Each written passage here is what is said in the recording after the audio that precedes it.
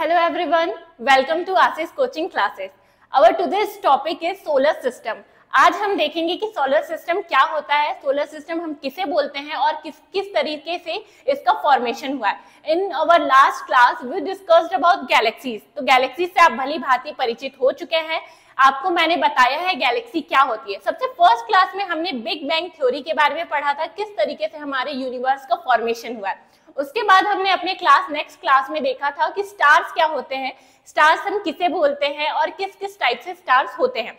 उसके बाद की क्लास में हमने ग्रुप ऑफ स्टार्स के बारे में डिस्कस किया था. ग्रुप ऑफ स्टार जिसे हम गैलेक्सी बोलते हैं. हमारी गैलेक्सी कौन सी है, हमारे पास का स्टार कौन सा है, ये आप मुझे बताएंगे क्योंकि ये मैंने अपने लास्ट वीडियो में आपको पढ़ा लिया है. तो अब हम देखेंगे गैलेक्सी के बाद सोलर सिस्टम, क्योंकि हमारी जो गैलेक्सी है, जैसे जैसे हम आगे बढ़ते जा रहे हैं अपने क्लासेस में, सबसे पहले हमने बिग बैंग थ्योरी देखा, मतलब अपने यूनिवर्स को देखा. उसके बाद हमने अपने गैलेक्सी को देखा, स्टार को देखा, गैलेक्सी को देखा. अब जब हम गैलेक्सी के अंदर की बात करें तो वहां पे आता है हमारा सोलर सिस्टम, क्योंकि गैलेक्सी के अंदर जितने भी स्टार थे, कॉन्स्टलेशंस थे, नक्षत्र थे, इनके बारे में हम कल पढ़ चुके हैं. आज हमारा जो टॉपिक है ये होने वाला है solar system and formation of solar system, या हम बोले origin of solar system. Solar system क्या है? तो आपको पता है कि हम जिस प्लेनेट पे रहते हैं वो है अर्थ. अर्थ के अलावा और भी प्लैनेट्स हैं जो सन का रिवॉल्यूशन करते हैं. अब सन का रिवॉल्यूशन करते हैं तो इस तरीके से हम बोल सकते हैं कि हमारी फैमिली मेंबर का जो हेड है वो कौन है? सन. तो सन के अलावा जो प्लैनेट्स हैं उनको मिलाकर हम क्या बोलते हैं? सोलर सिस्टम बोलते हैं. यानी किसका फॉर्मेशन होता है?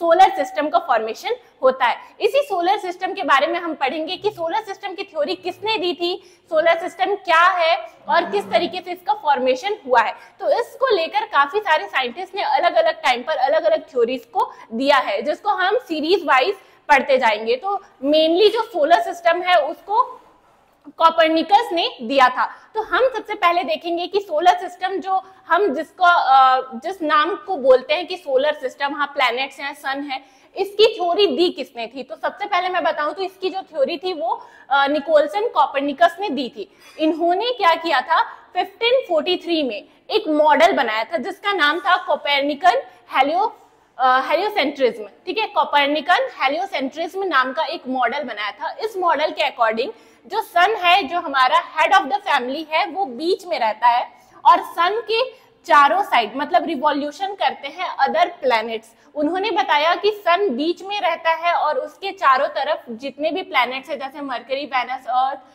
मार्स, जुपिटर, सैटर्न, ये सारे क्या करते हैं? रिवॉल्व करते हैं. तो इस मॉडल को दिया था कोपरनिकस ने 1543 में. या आप याद रखिएगा, 1543 में निकोलसन कोपरनिकस ने एक मॉडल दिया था जिसका नाम था कोपरनिकन हेलियोसेंट्रिज्म. इसके अकॉर्डिंग सन बीच में रहता है और उसके चारों साइड अदर प्लैनेट्स रिवॉल्व करते हैं. तो ये थ्योरी हमने देख ली कि सोलर सिस्टम की थ्योरी दी किसने थी, सोलर सिस्टम का नाम यूज किसने किया था. जब ये थ्योरी आई इसके बाद काफी सारे साइंटिस्ट ने ये जानने की कोशिश की, ये देखने की कोशिश की कि किस तरीके से प्लैनेट का फॉर्मेशन हुआ, कहाँ से ये प्लैनेट आए. क्योंकि हमको पता है बिग बैंग थ्योरी में जब ब्लास्ट हुआ तो काफी सारे स्टार्स बने और स्टार्स के ग्रुप गैलेक्सीज का फॉर्मेशन हुआ. अब गैलेक्सी के अंदर प्लैनेट्स कहाँ से आए, कहाँ से प्लैनेट्स का फॉर्मेशन हुआ? क्योंकि प्लैनेट्स के पास अपना खुद का लाइट नहीं होता है तो हम उसे स्टार बिल्कुल भी नहीं कह सकते हैं. तो आगे देखते हैं हम कि ऑरिजिन ऑफ सोलर सिस्टम की थ्योरी किसने किसने दी और किस टाइप से दी. तो मैंने यहाँ पे आपको बताया है कि सोलर सिस्टम ऑरिजिन थ्योरी किन्होंने दी थी. तो इसमें मेनली 3 थ्योरीज हमारे सामने आई थी. 3 थ्योरीज को देखा जाता है. सबसे पहला थ्योरी जो था वो मोनो स्टार थ्योरी था, जिसमें एक स्टार की ही बात की गई है. दूसरा थ्योरी था जो डुअल स्टार थ्योरी था, जिसमें 2 स्टार्स की बात की गई है.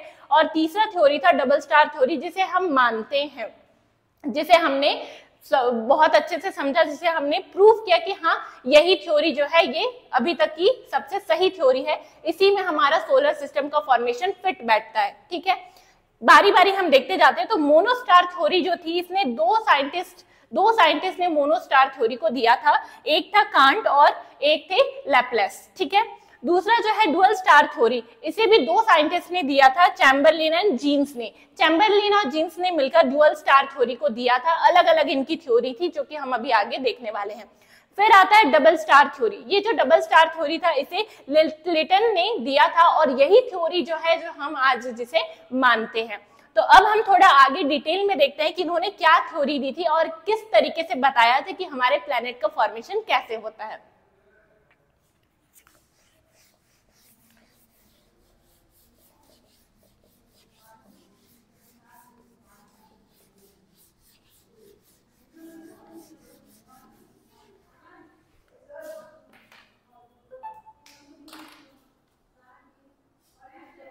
ठीक है, सबसे पहले हम देखेंगे मोनोस्टार थ्योरी। मोनोस्टार थ्योरी इसे किसने दिया था? इसे कांट ने दिया। ठीक है, इसे कांट ने, और एक और साइंटिस्ट थे जो लैप्लेस। ठीक है, इन्होंने दिया। ये दोनों साइंटिस्ट ने बताया कि जो सोलर सिस्टम में जो प्लैनेट्स है और सन है उनका फॉर्मेशन कैसे हुआ। तो हमने देखा कि जब बिग बैंग थ्योरी हुई, बिग बैंग ब्लास्ट हुआ, ठीक है, उस समय बहुत सारे स्टार्स का फॉर्मेशन हुआ। तो नो डाउट कि सन कहाँ से आया? सन एक स्टार है, उसके पास अपनी खुद की लाइट है। बट हम जब प्लैनेट्स की बात करते हैं कि प्लैनेट्स का फॉर्मेशन कैसे हुआ, तो हम इन थ्योरी को देखते हैं। सबसे पहले इसमें कहा गया कि जो सन था, ठीक है, कांट ने ये बताया, कांट ने बताया कि जो सन था, जब सन, ठीक है, देखो, सबसे पहले कांट ने बताया कि जो सन था, ठीक है, सन घूम रहा था, और जैसे जैसे सन घूम रहा था, सन के घूमने के कारण, सन के रोटेशन के कारण इसके काफी सारे पार्ट्स, जैसे क्योंकि सन का जब हम टेम्परेचर देखेंगे तो उन्होंने कहा कि जो सेंटर का टेम्परेचर है सन का, ये काफी ज्यादा होता है। लेकिन अगर हम बाहर से कंपेयर करें, सन के जो बाहर का जो लेयर है इसे कंपेयर करें, तो बाहर का टेम्परेचर कम होता है, जो अराउंड 6000 डिग्री सेल्सियस होता है। ठीक है, तो सन के बाहर का टेम्परेचर कम होने के कारण जब ये रोटेशन करता है, जब ये घूमता है, तो इसके कुछ पार्ट्स छलक कर, या फिर बोल सकते हो आप कि अलग होकर क्या होते हैं, बाहर निकल जाते हैं, और इन्हीं से प्लैनेट्स का फॉर्मेशन होता है। ठीक है, ये कांट ने बताया कि इन्हीं के, मतलब इनके जो सन के जो बाहर लेयर थे, उनके बाहर निकलने से, जब कोई चीज आप राउंड करते हो, घुमाते हो, तो वो बाहर, अगर वो अच्छे से पकड़ी हुई ना हो, चिपकी हुई ना हो, तो वो बाहर फेंकाने लगते हैं, मतलब बाहर की तरफ निकलने लगते हैं। तो उसी थ्योरी के अकॉर्डिंग कांट ने बताया कि जब सन राउंड करता है तो उसके कुछ पार्ट्स बाहर निकल जाते हैं और उन्हीं से प्लैनेट्स का फॉर्मेशन होता है। बट ये थ्योरी बिल्कुल भी गलत थी। वाई? क्यों गलत थी? क्योंकि जो सन है, सन की जो प्रॉपर्टीज हैं, सन से प्लैनेट की प्रॉपर्टीज बिल्कुल भी नहीं मिल रही थी। ये बिल्कुल प्रूव्ड था कि जिन भी प्लैनेट्स का फॉर्मेशन हुआ है वो सन से नहीं हुआ है, क्योंकि सन की जो भी प्रॉपर्टीज थी, सन से प्लैनेट्स बिल्कुल भी मैच नहीं कर रहे थे। तो इतना फिक्स था कि सन से किसी भी प्लैनेट्स का फॉर्मेशन नहीं हुआ है, इसलिए इस थ्योरी को नहीं माना गया, इस थ्योरी को कैंसिल कर दिया गया, इसे नहीं माना गया। इसके बाद आते हैं लैप्लेस। लैप्लेस की थ्योरी भी कुछ ऐसे ही थी कि सन के ही कुछ पार्ट से मिलकर क्या हुआ है, प्लैनेट्स का फॉर्मेशन हुआ है। ठीक है, इसे भी हम देख लेते हैं।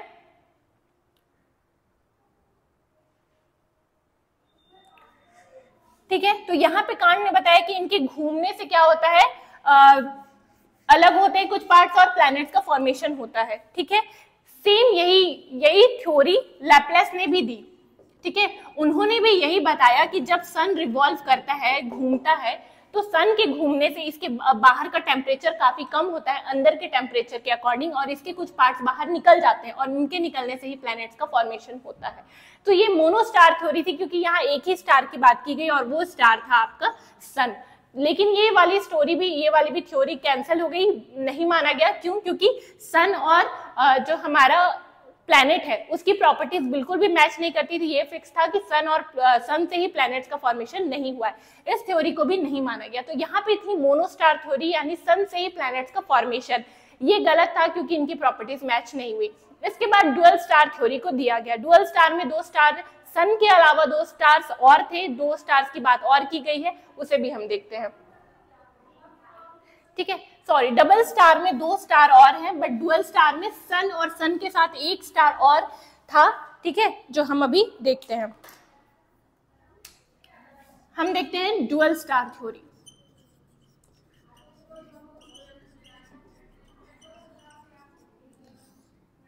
ड्यूअल स्टार थ्योरी किसने दी?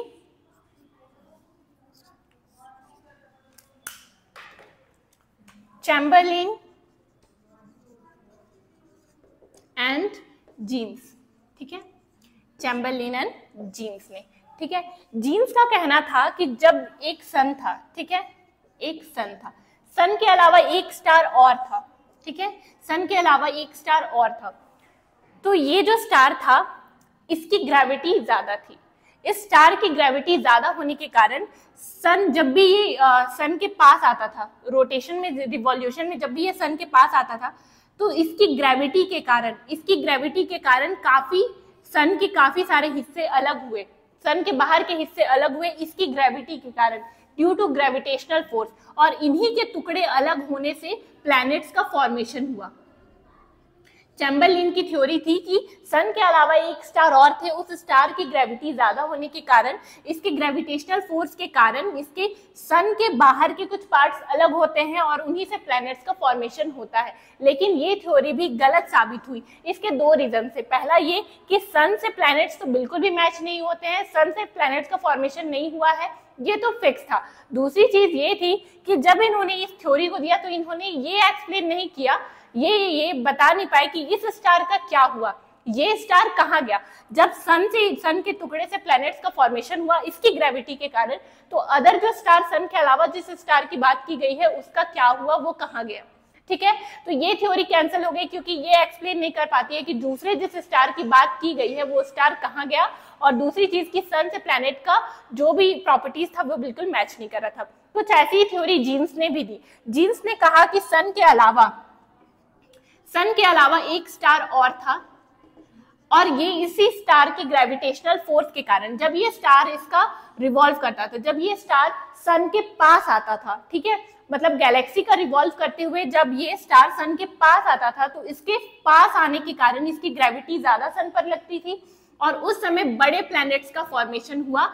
जब स्टार पास आया तो पास आने के कारण ग्रेविटी ज्यादा लगी, सन पर ग्रेविटी फोर्स ज्यादा वर्क कर रही थी, और इसके कारण इसके बड़े टुकड़े बाहर आए जिससे बड़े प्लैनेट्स का फॉर्मेशन हुआ। और जब ये स्टार दूर रहता था तो इसके दूर होने के कारण ग्रेविटी का असर सन पर कम था, जिससे छोटे टुकड़े बाहर हुए, जिससे छोटे प्लैनेट्स का फॉर्मेशन हुआ, ठीक है। बट इस थ्योरी को भी कैंसिल कर दिया गया क्योंकि चैम्बरलिन की तरह जीन्स ने भी ये नहीं प्रूव किया कि इस स्टार का क्या हुआ, हम सन के अलावा जिस अलग स्टार की बात कर रहे हैं वो कहाँ गया, गैलेक्सी में प्रेजेंट है या नहीं, और अगर प्रेजेंट है तो वो कहाँ है, और प्रेजेंट नहीं है तो वो क्यों नहीं है और उसका क्या हुआ। और दूसरा ये था कि सन से इसकी प्रॉपर्टीज बिल्कुल मैच नहीं करती है, दैट मीन्स ये कि सन के ये टुकड़े तो है ही नहीं।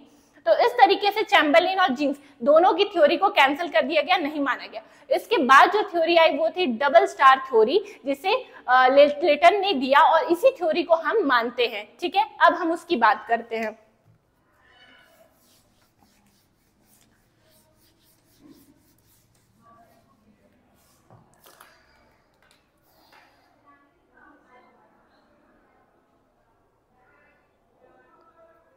ठीक है, अब हम बात करते हैं डबल स्टार थ्योरी की।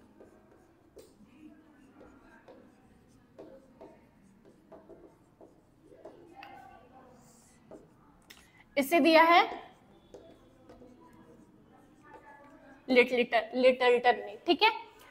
इसी थ्योरी को हम मानते हैं क्योंकि ये बहुत अच्छे से प्रूफ कर पाता है कि सन से प्लैनेट्स का फॉर्मेशन नहीं हुआ है। इनके थ्योरी के अकॉर्डिंग एक सन था जो अभी भी है, जो अभी भी प्रेजेंट है, तो सन के अलावा दो स्टार्स और थे, सन के अलावा दो स्टार्स और थे, ठीक है। तो सन के अलावा जो दो स्टार थे उसमें से एक स्टार बनता है सुपरनोवा, जिसे मैंने लास्ट क्लास में डिस्कस किया था, बताया था सुपरनोवा क्या होता है। तो हमने स्टार का लाइफ साइकिल पढ़ा था, उसमें हमने देखा था जब जो स्टार है वो डेड होने वाला रहता है, तो वो अगर स्टार बड़ा है दैट मीन्स वो सन इंटू 1.44 यानी सन से 1.5 गुना बड़ा होता है, तो वो सुपरनोवा बनता है। इसका मतलब ये जो स्टार था ये सन से काफी बड़ा था, सन से 1.5 गुना ज्यादा बड़ा था, ठीक है। तो ये स्टार जो है ये बनता है सुपरनोवा, ये बनता है सुपरनोवा। इसके सुपरनोवा बनने के बाद ये जब ब्लास्ट होता है तो इनसे बनता है न्यूट्रॉन तारा, न्यूट्रॉन का फॉर्मेशन होता है, और पल्सर और क्वेसर तारों का फॉर्मेशन होता है। ये जो न्यूट्रॉन का फॉर्मेशन होता है ये बनता है ब्लैक होल, ठीक है। मतलब ये तारा खत्म हो चुका है, ये सुपरनोवा बनने के बाद ये ब्लास्ट हो चुका है और इसके ब्लास्ट होने से बनता है neutron Tara, neutron that means black hole. तो यहाँ पे फॉर्मेशन होता है ब्लैक होल का। मैंने बताया था कि दुनिया में सबसे ज्यादा जो डेंस्ड चीज है, डेंस्ड जिसकी डेंसिटी सबसे ज्यादा है वो ब्लैक होल ही होता है, क्योंकि ब्लैक होल के 1 स्पून मिट्टी का जो वेट होता है वो 10 हाथियों के बराबर होता है।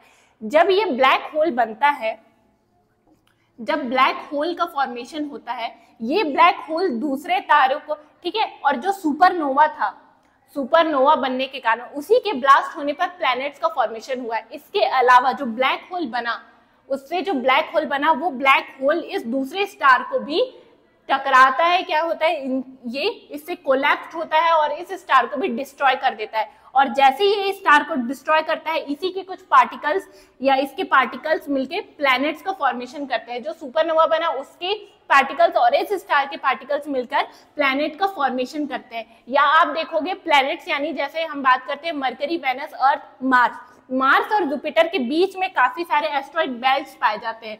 वो क्या होते हैं, छोटे छोटे टुकड़े होते हैं जो प्लैनेट्स कभी नहीं बन पाए। तो इसके जो छोटे छोटे टुकड़े थे वो एस्ट्रॉइड बेल्ट्स का फॉर्मेशन करते हैं और बाकी जो बड़े टुकड़े थे वो प्लैनेट्स का फॉर्मेशन करते हैं और सब क्या करते हैं, सन का रिवॉल्यूशन करना स्टार्ट कर देते हैं, सन का रिवॉल्यूशन करना स्टार्ट कर देते हैं, ठीक है।